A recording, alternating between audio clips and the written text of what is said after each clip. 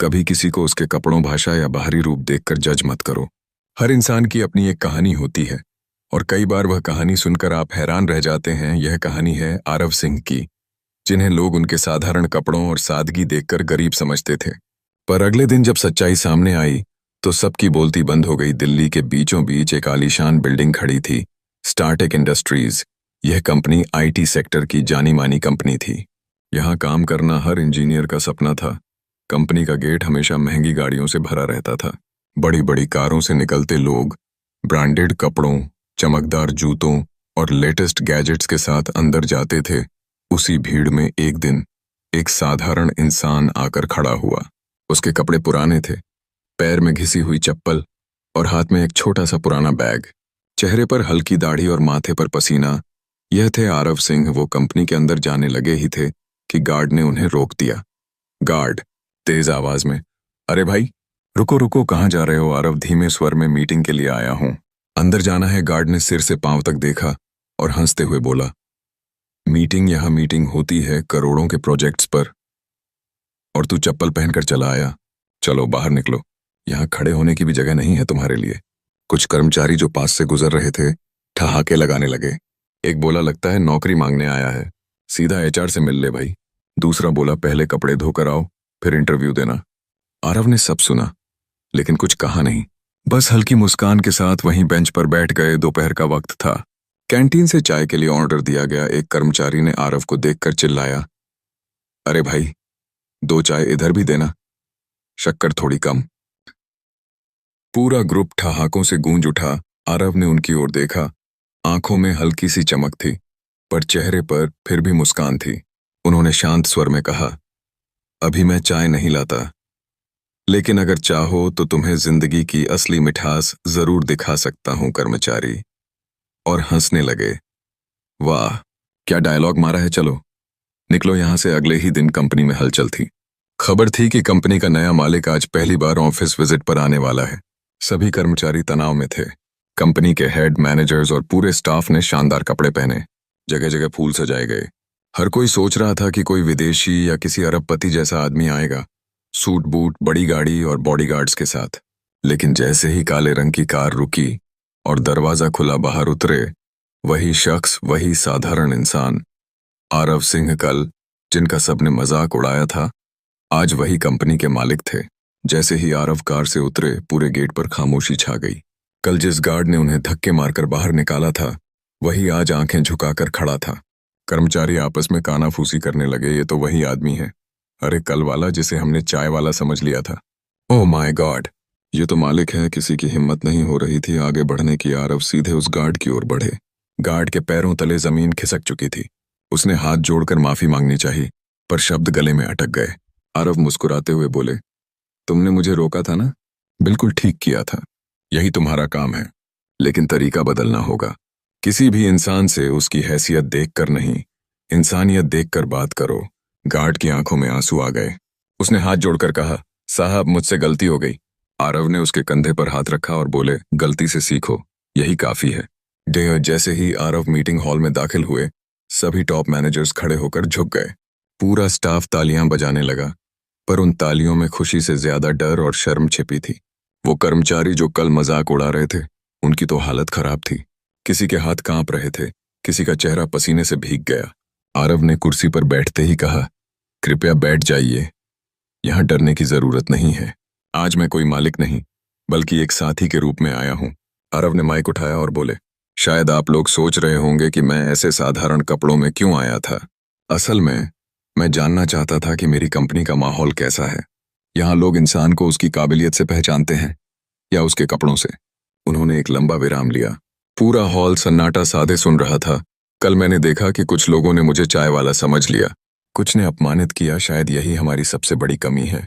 हम दूसरों की काबिलियत नहीं बल्कि उनका रूप देखते हैं। लेकिन याद रखिए, कपड़े इंसान को नहीं बनाते, इंसान कपड़ों को मायने देता है। कर्मचारी झुके सिर के साथ बैठे थे। कल जो सबसे ज्यादा हंसे थे आज उनकी आंखें भर आई थीं। आरव ने मुस्कुराते हुए कहा, मैं किसी को सजा देने नहीं आया हूं। मैं सिर्फ ये चाहता हूं कि हमारी कंपनी ऐसी हो जहां हर इंसान की इज्जत हो, चाहे वो गार्ड हो, चाय वाला, ड्राइवर या फिर सीईओ। हम इंसानियत से बड़े नहीं हैं। पूरा हॉल तालियों की गड़गड़ाहट से गूंज उठा। आरव सिंह का जन्म एक छोटे से गांव में हुआ था। उनके पिता खेतों में मजदूरी करते थे और माँ घर घर जाकर सिलाई का काम करती थीं। घर में इतनी गरीबी थी कि कई बार रात को बिना खाना खाए सोना पड़ता था। स्कूल जाने के लिए उनके पास जूते नहीं थे। बरसात के दिनों में भी नंगे पांव कीचड़ से गुजरकर पढ़ाई करने जाते थे। फिर भी आरव की आंखों में बड़े सपने थे। वो हमेशा कहते थे, गरीबी मेरी किस्मत हो सकती है, लेकिन मेहनत मेरी पहचान होगी। एक बार स्कूल में आरव की फीस भरने में देर हो गई। टीचर ने सबके सामने डांटते हुए कहा, अगर फीस नहीं भर सकते तो क्यों पढ़ने आते हो? जाकर खेतों में काम करो। क्लास के बच्चे हंस पड़े। उस दिन आरव की आंखों में आंसू थे, लेकिन उन्होंने मन ही मन ठान लिया, एक दिन मैं इतना बड़ा बनूंगा कि लोग मेरी पढ़ाई की मिसाल देंगे। 8वीं क्लास में पहुंचते पहुंचते हालात और खराब हो गए। पढ़ाई छोड़नी पड़ सकती थी, लेकिन आरव ने हार नहीं मानी। उन्होंने गांव में स्टेशन के पास चाय बेचनी शुरू की। सुबह सुबह चाय बनाते, दिन में स्कूल जाते और रात को होमवर्क करते। स्टेशन पर चाय बेचते समय लोग उन्हें चाय वाला कहकर बुलाते थे। कुछ मजाक उड़ाते, लेकिन आरव मुस्कुराकर कहते, हाँ, मैं चाय वाला हूं, लेकिन मेरे सपने करोड़ों के हैं। मैट्रिक पास करने के बाद आरव शहर चले गए। वहां उन्होंने छोटे छोटे काम किए, कभी वेटर, कभी डिलीवरी बॉय, कभी कॉल सेंटर। रात को देर तक काम करते, लेकिन पढ़ाई भी जारी रखी। उनके दोस्त पार्टी करते, फिल्में देखते, लेकिन आरव अपनी पुरानी किताबों के साथ मेहनत करते रहे। कॉलेज से निकलने के बाद आरव ने दोस्तों के साथ मिलकर एक छोटा स्टार्टअप शुरू किया। शुरुआत में सबने उनका मजाक उड़ाया, तेरे जैसे गरीब लड़के से कंपनी क्या चलेगी, लेकिन आरव ने हार नहीं मानी। उन्होंने दिन रात मेहनत की, कभी ऑफिस में ही सो जाते, कभी 2-2 दिन भूखे रहते। धीरे धीरे उनकी कंपनी ने मार्केट में जगह बनानी शुरू कर दी। एक कॉन्ट्रैक्ट मिला, फिर दूसरा, कंपनी बढ़ती गई। 10 लोगों से शुरू हुई टीम आज 10,000 लोगों तक पहुंच गई। वो स्टेशन पर चाय बेचने वाला लड़का अब अरबों की कंपनी का मालिक बन चुका था, लेकिन आरव ने कभी अपनी सादगी नहीं छोड़ी। आज भी वो साधारण कपड़े पहनते, चप्पल लगाते और लोगों के बीच ऐसे मिलते जुलते जैसे आम आदमी हो। इसे आम कर गए थे। उन ऑफिस के बड़े हॉल में हर कोई टेंशन में बैठा था। आरव ने माइक उठाया और गहरी आवाज में बोले, कल मैंने यहाँ अपनी आंखों से देखा कि इंसान की इज्जत उसके कपड़ों से आंकी जाती है। लेकिन सोचिए, अगर मैंने भी बचपन में दूसरों की हंसी और तानों को सच मान लिया होता, तो क्या आज मैं यहाँ खड़ा होता? पूरा हॉल खामोश था। कर्मचारियों की नजरें झुकी हुई थीं। आरव आगे बोले, मैं उस स्टेशन का चाय वाला था। मैंने लोगों की झिड़कियां सुनी, मैंने भूखे दिन देखे, लेकिन एक चीज कभी नहीं छोड़ी, मेहनत और इंसानियत। याद रखिए, हर इंसान की कहानी अलग होती है। शायद जो सामने वाला दिखता है वो सच न हो सकता है कि एक चाय वाले के हाथों में कल करोड़ों की कंपनी हो, या एक गरीब किसान का बेटा कल देश का नेता बने। कर्मचारियों की आंखें भर आईं। यह भाषण किसी मोटिवेशनल सेशन से कम नहीं था। आरव ने आदेश दिया, आज से इस कंपनी में एक नया नियम होगा। यहाँ किसी को उसके कपड़ों, भाषा या रूप देखकर जज नहीं किया जाएगा। गार्ड से लेकर ड्राइवर तक हर किसी को वही इज्जत दी जाएगी जो एक डायरेक्टर को दी जाती है, क्योंकि ये कंपनी सिर्फ टेक्नोलॉजी की नहीं, इंसानियत की भी होगी। पूरा हॉल तालियों से गूंज उठा। कल जिन कर्मचारियों ने उनका मजाक उड़ाया था, वे उठकर खड़े हुए। एक एक कर उन्होंने माफी मांगी। एक बोला, सर, हमें लगता था कि आप बस एक गरीब इंसान हैं, हमने गलत किया। दूसरा बोला, हमने आपको चाय वाला समझा, आज पता चला कि असली अमीरी तो सोच में होती है। आरव ने मुस्कुराकर कहा, माफी मांगना ही काफी है। इंसान की सबसे बड़ी ताकत यही है कि वो अपनी गलती मान ले और बदल जाए। धीरे धीरे कंपनी का माहौल बदलने लगा। गार्ड्स को सम्मान मिलने लगा, कैंटीन का स्टाफ भी अब परिवार की तरह माना जाने लगा, और कर्मचारी भी अब नए जज्बे के साथ काम करने लगे। हर कोई कहता यह कंपनी सिर्फ नौकरी नहीं देती, यह इंसानियत सिखाती है। आरव ने अगले कुछ हफ्तों तक कंपनी में खुद कर्मचारियों के साथ समय बिताया। वो गार्ड्स के साथ लंच करते, ड्राइवरों से बातें करते और कभी कभी कैंटीन में जाकर सबके साथ चाय भी पीते। कर्मचारी हैरान थे, इतने बड़े मालिक होकर भी वो सबके साथ इतना सामान्य कैसे रह सकते हैं।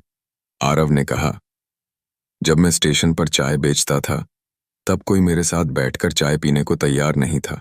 आज मैं चाहता हूं कि मेरी कंपनी में ऐसा माहौल हो जहां किसी को अकेला महसूस न करना पड़े। जिस गार्ड ने सबसे पहले आरव को रोका और अपमान किया था, वो आज सबसे ज्यादा डरता था।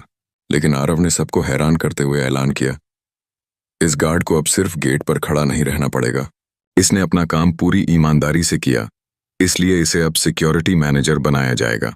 तालियों से पूरा हॉल गूंज उठा। गार्ड की आंखों से आंसू बह निकले।